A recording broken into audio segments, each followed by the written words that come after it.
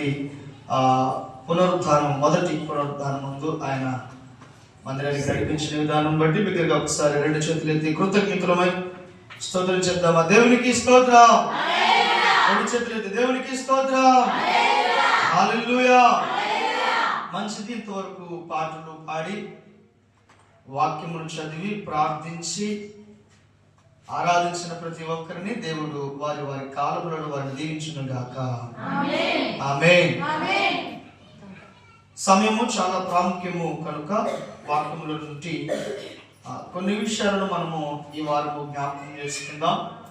ఒకవేళ ఎఫెసీయులకు రాసినటువంటి పత్రిక, అపోస్తలుడైన పౌలు రాసినటువంటి ఎఫెసీ పత్రిక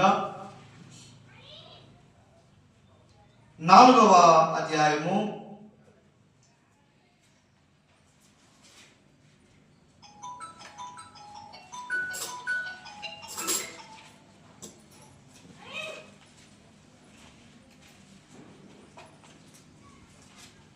3వ వచనాన్ని చదువుదామా?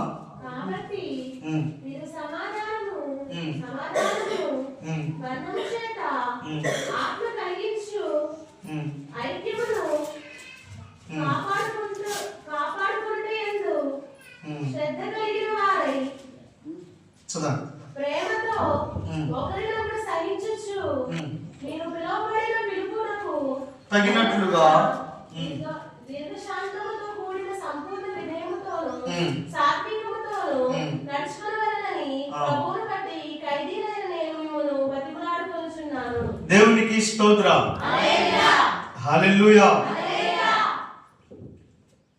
వాక్యము అదే, నేను రాసుకున్న డేట్ తప్పు, అందువల్ల కొద్దిగా కన్ఫ్యూజన్. డేట్ తప్పు రాసుకోండి. చదవబడినటువంటి వాక్యమును బట్టి దేవుడు మనతో మాట్లాడేలాగా మనం కళ్ళు మూసుకుందాము. చిన్న ప్రార్థన చేసుకొని వాక్యంలోకి వెళ్దామని ప్రభు పెట్టి తెలియజేస్తున్నా. కృప కలిగిన దేవా యేసయ్య, మీకే వందనాలు, మీకే స్తోత్రములు అని ప్రార్థన చేస్తూ ఉన్నాము.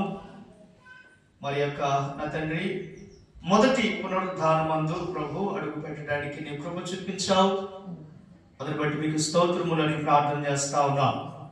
మా దేవా, మరి సమయంలో నీ దాసుడు నన్ను జ్ఞాపకం చేసుకొని బలహీనతను బట్టి కాదు, కానీ నీ ఉచితమైనటువంటి ప్రేమను బట్టి నీతిమంతులుగా తీర్చిదిద్దినటువంటి ప్రభువా, మీ కలువరి రక్తమును బట్టి ప్రార్థన చేస్తా ఉన్నాం.